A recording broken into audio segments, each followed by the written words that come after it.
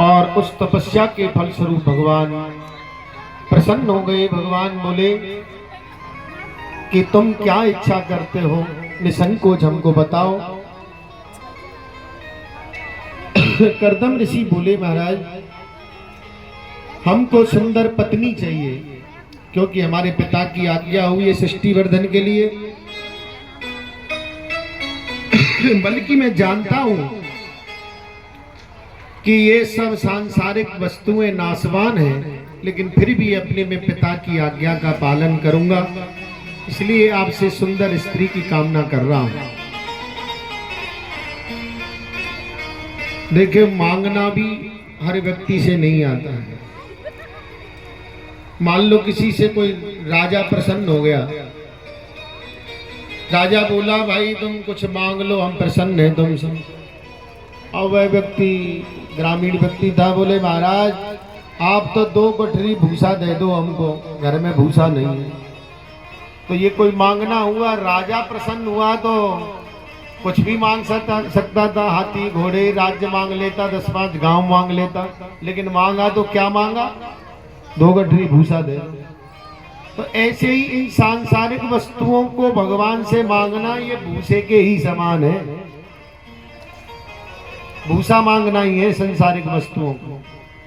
मांगना भी हमको नहीं आता ठीक से, कैसे मांगना। एक कोई व्यक्ति भोले बाबा की तपस्या किए, भोले बाबा प्रसन्न हो गए, कहा कि भाई तुम वरदान मांग लो। बोले महाराज मैं अपनी माताजी पिताजी को पूछाऊं कि क्या मांगना है। बोले अच्छा ठीक है, थोड़ा समय हमको चाहिए।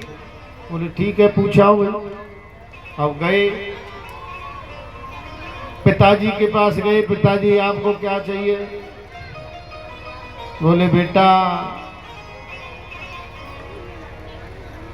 क्या चाहिए, गृहस्थ में तो धन की आवश्यकता होती है, तू हमारे लिए कुछ धन मांग ले। फिर माँ के पास गए, बोले बेटा मैं आंख से अंधी हूं, हो सके तू मेरे लिए आंख मांग लेना। फिर पत्नी के पास गए, बोले तुमको क्या चाहिए? भाई इसको भी पूछ लें, ये भी हमारे संगनी है, अर्धांगिनी है, इसका भी अधिकार है, इससे भी पूछ लें। तो घरवाली से पूछा कि तुमको क्या चाहिए? बोले पति के बाद में एकमात्र सहारा स्त्री का पुत्र ही होता है, इसलिए आप हमारे लिए पुत्र मांग लें। बोले ठीक है। अब गए भोले बाबा, बोले पूछा है? बोले हाँ। बोले हमारे माता पिता अपने नाती को सोने के पालना में झूलता हुआ देखे। अब एक ही वरदान में तीनों वरदान हो गए। सोने का पालना कब होगा? जब घर में धन होगा। सोने का पालना का कोई हर किसी के मिल जाएगा। और देखेगी कब? जब आंख होंगी। और पुत्र मांगा ही था घरवाली ने, तो तीनों वरदान हो गए ना ये।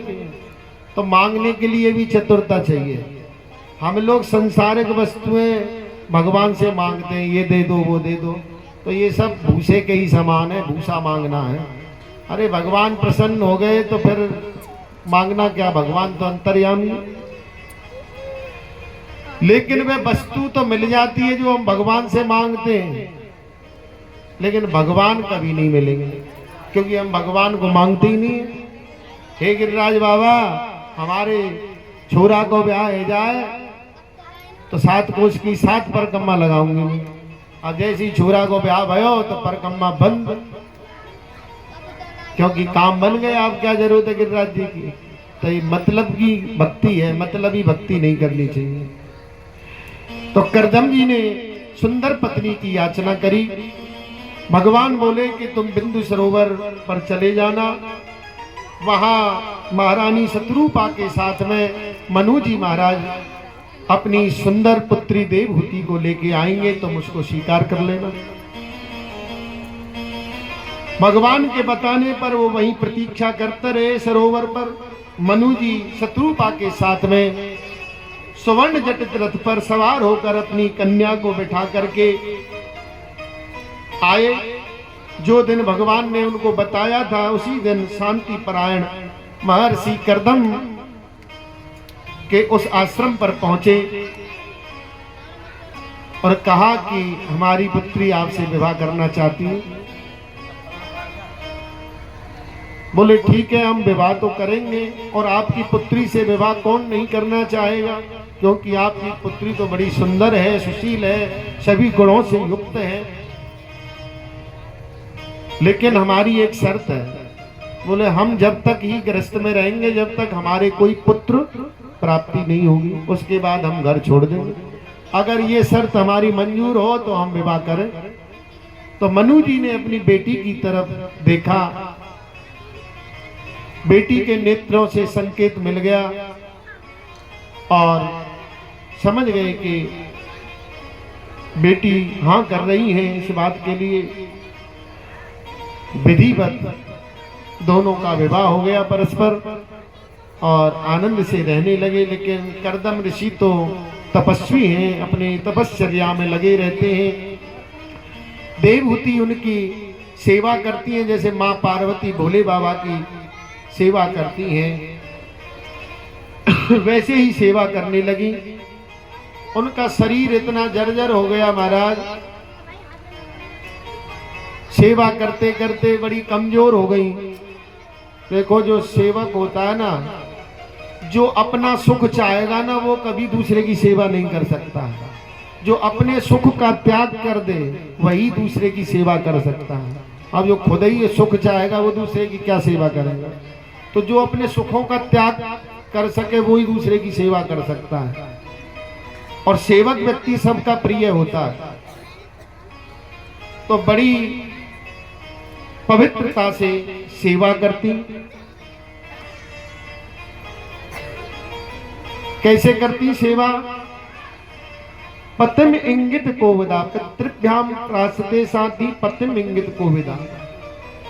पति के संकेत को समझ करके सेवा करती। समझ जाती कि अब पति देव को गर्म पानी की आवश्यकता है, तो कहना नहीं पड़ा, पहले से ही गर्म पानी तैयार। वस्त्र की आवश्यकता है, पहले से ही वस्त्र रख दिए।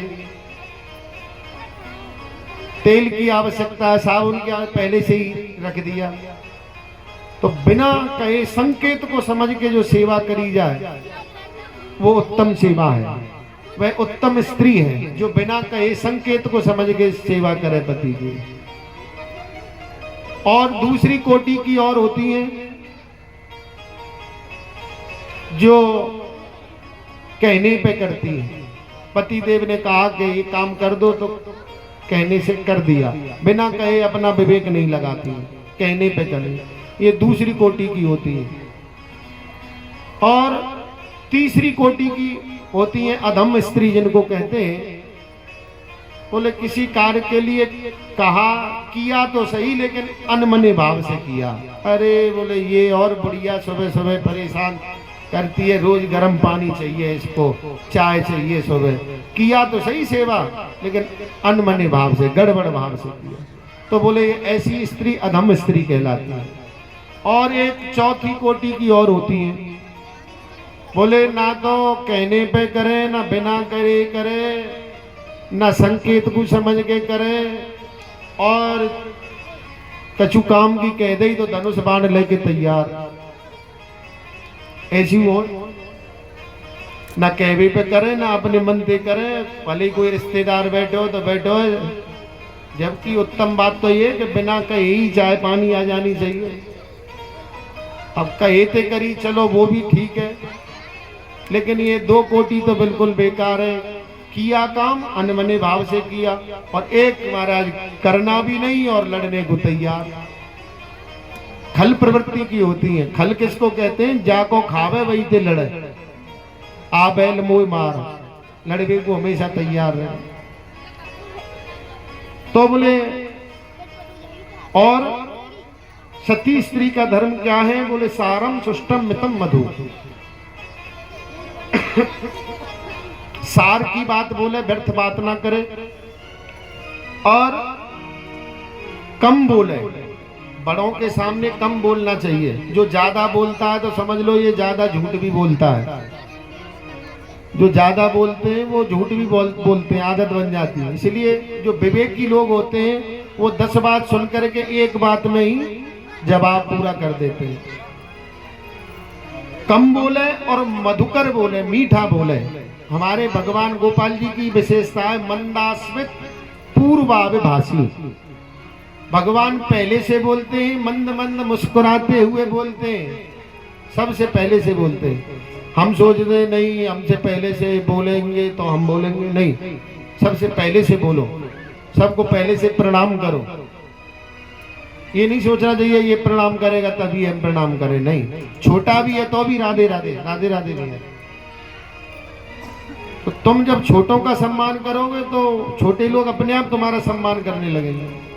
लेकिन हम चाहते क्या है, हम कोई सब राम राम करे पूरा काम, और हम नक्कू साहब बन के घूमेंगे मोछन में तार के। एक कोई ठाकुर साहब गए, सब वस्तुएं बट रही भगवान के पास, तो सब बट गई। तो लास्ट में ठाकुर साहब गए मूछ दिखाते हुए, बोले भाई ठाकुर साहब तुम भी ले लो कछु, बहुत सामान बटो।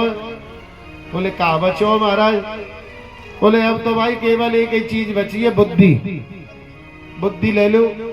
अरे बोले बुद्धि तो मुंह छनते ऊपर रहेगी, और हम ठाकुर हैं, हम तो मुंह छनते ऊपर कोई चीज पसंद करें ही नहीं। तो भैया पहले से बोले, हितकर बोले, मीठा बोले, चाहे वो पत्नी है, चाहे वो शिष्य है, चाहे वो पुत्र है। मैं उत्तम पुत्र या पति पत्नी कहलाते हैं। और अभिमान नहीं करें, सिर झुका करके प्रणाम करें, नित्य सेवा में आलस्य नहीं करें। जो आलसी होता है ना वो कहीं नहीं निभता है। अब बहुत सी बहनें जाती हैं अपने मायके में, विवाह शादी में जाती हैं। पहले तो देखा जाता था कि शादी विवाह में रिश्तेदार आते तो सब काम संभाल लेते, छही छापरी अपनो काम संभाल ले बहन बेटी। लेकिन अब तो सब केवल सज धज के घूमते रहे बस। इसीलिए ये बफर सिस्टम शुरू हो गया। बोले अब कोई सहयोग ही नहीं करता महाराज, अब तो आप लो और आप खाओ। तो सेवा करें, सेवा में आलस्य नहीं करें, और पहले से बोले, मीठा बोले। कभी भी आंख नहीं दिखावे अपने पति को। बहुत सी माताएं आमे महाराज कोई ऐसा मंत्र बताओ जाते हमारे पति देव बस में है जाए हमारे। लेकिन ये गलत बात है। अरे तुम पति के बस में रहोगी कि तुम पति को मुर्गा बना के रखोगी? पति देव के बस में तुमको रहना चाहिए या पति देव तुम्हारे बस में रहे? नहीं, उनकी अनुगामिनी बनकर के रहना चाहिए। और कहते हैं देखो, अनाश्रिता नारी को अन्य जगह पर रह करके भजन नहीं करना चाहिए, सदा अनुचित है। बहुत सी आजकल गुरुडम चल रहा है महाराज, लड़कियां कथा करने लगी हैं लोभ के कारण, और जातियों के लोग भी कथा करने लग गए हैं। देखो शेरनी का दूध है ना, वो या तो स्वर्ण पात्र में ठहरता है और या फिर शेरनी के बच्चे के पेट में टिकता है। यदि किसी और पात्र में रखो तो वो पात्र टूट जाता है। ऐसा सुना है ना? ऐसे ही जो मान सम्मान को पचाने का जो शक्ति है वो केवल विरक्त वैष्णव ब्राह्मण में ही हो सकती है। और जो अधूरे ज्ञानी है, गुरु सानिध्य में कभी पढ़े नहीं, वैस कहानी की तरह याद कर ली महाराज कथा है रही है, आला ढोला कछु गा रहे हैं, चुटकुला कह रहे हैं। अरे यह संसार की बात तो हमसे ज्यादा आप ही जानो। यदि यह मंच पे बैठ के संसार की बात करी तो फिर क्या मतलब है? हमारे गुरु जी का आदेश है कि बेटा मंच पे कभी बैठना तो माँ विशुद्ध कथा ही करना, संसार की चर्चा मत करना। ये संसार की चर्चा तो तुमसे ज्यादा संसारी लोग जानते हैं, उसको क्या सुनाना है। कहते कि स्त्रियां कथा करने लग गई, आश्रमों में रहने लग गई, जबकि अनुचित है ये काम। आश्रमों में जाकर के निवास करना ये ठीक नहीं है। या तो बहुत पूर्ण वैराग्य हो तो भजन कर सकती हैं, या फिर माता पिता के संरक्षण में बेटियों को भजन करना चाहिए। क्योंकि पिता रक्षति कौमारे भर्ता रक्षति यौवने जीवस्त तिरे पुत्रा ना स्त्री स्वान तत्रा महरती। जो नारी का शरीर होता है ना, ये आटे के दीपक की तरह है। इसको घर में छिपा के रखो तो चूहे खा जाएंगे, और बाहर छोड़ दो तो कौवा खा जाएंगे। समझ रहे हैं बात को? कौन कौन समझ रहे हैं? हाथ उठाओ। हाँ, बहुत श्रोता बहुत अच्छे हैं हमारे भाई साहब, सब समझदार हैं। आप लोग समझते हैं कथा तो हमारा भी उत्साह बढ़ता है, नई नई बात, नए नए भाव उत्पन्न होते हैं।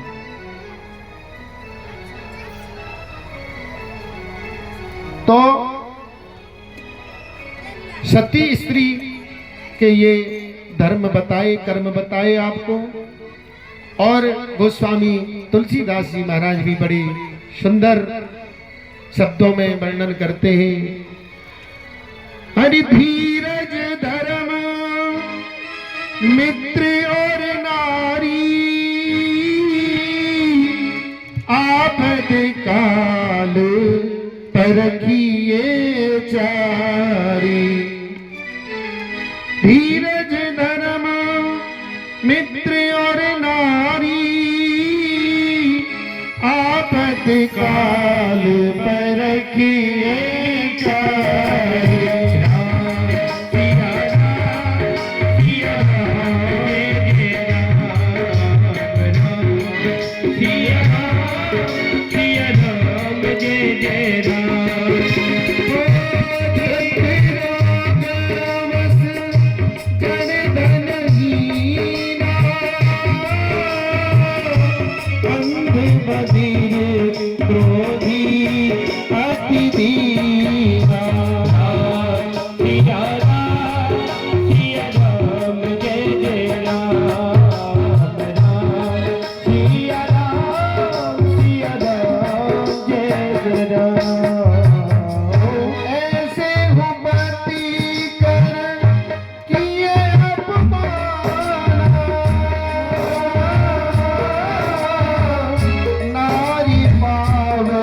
जमपुर